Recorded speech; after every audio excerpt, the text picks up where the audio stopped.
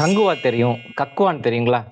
100 நாள் வேலை திட்டம் தெரியும், 100 நாள் இருமல் தெரியுங்களா? அதான் இன்னைக்கு நம்ம பார்க்க போறோம். 100 டேஸ் காஃப் அப்படின்னு சொல்லக்கூடிய வூப்பிங் காஃப்.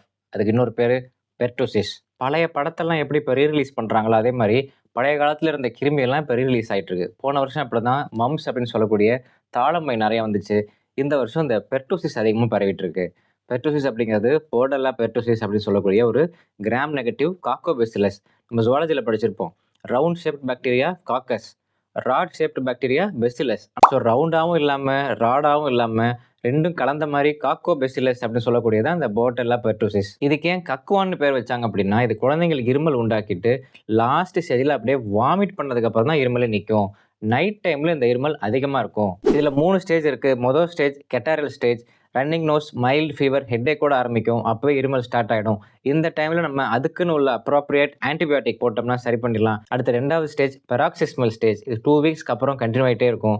3வது ஸ்டேஜ் கன்வலசன் ஸ்டேஜ். இந்த ஸ்டேஜுக்கு போயிட்டாங்க அப்படின்னா இந்த 100 நாள் இருமலை டச் பண்ணி தான் அது நிற்குது. என்னோட கிளினிக்கு சக்கரை நோய்க்காக கன்சல்ட் பண்ண வர வயசானவங்கலாம் அவங்க பேரன் பேத்தி அழைச்சிட்டு வருவாங்க. பார்த்தா அந்த பிள்ளைங்க ஒரு ஓரமாக உட்காந்து இருமிக்கிட்டே இருக்கும். என்னம்மா இப்படி இருமுறாங்கன்னு கேட்டால், அது 2-3 மாசமா இருமிக்கிட்டே தான் இருக்குது, எவ்வளோ மருந்து கொடுத்தாலும் நிற்க மாட்டேங்குது அப்படிம்பாங்க. இது ஏன் இப்போ அதிகம் பரவுதுன்னு கேட்டிங்களா, அந்த பெர்டூசிஸ்க்கான தடுப்பூசி டிடிஏபின்னு சொல்லுவோம். 6 வாரம், 10 வாரம், 14 வாரத்தில் ஒன்று போடுவாங்க.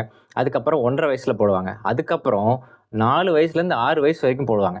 அதை நிறைய பேரண்ட்ஸ் மிஸ் பண்ணிடுறாங்க. அதுவும் இந்த கொரோனா தடுப்பூசி சர்ச்சைக்கு அப்புறம் தடுப்பூசி அப்படின்னாலே எல்லாரும் பயந்துடுறாங்க இல்லையா? அதனால குழந்தைங்களுக்கு நல்லா இருக்கிற பிள்ளைக்கு போய் தடுப்பூசியை போடுறது அப்படின்னு அந்த 4 to 6 வயசுல மிஸ் பண்ணிடுறாங்க. அந்த ஏஜ்ல தான் பெர்டூசிஸ் பாதிப்பை ஏற்படுத்தியது.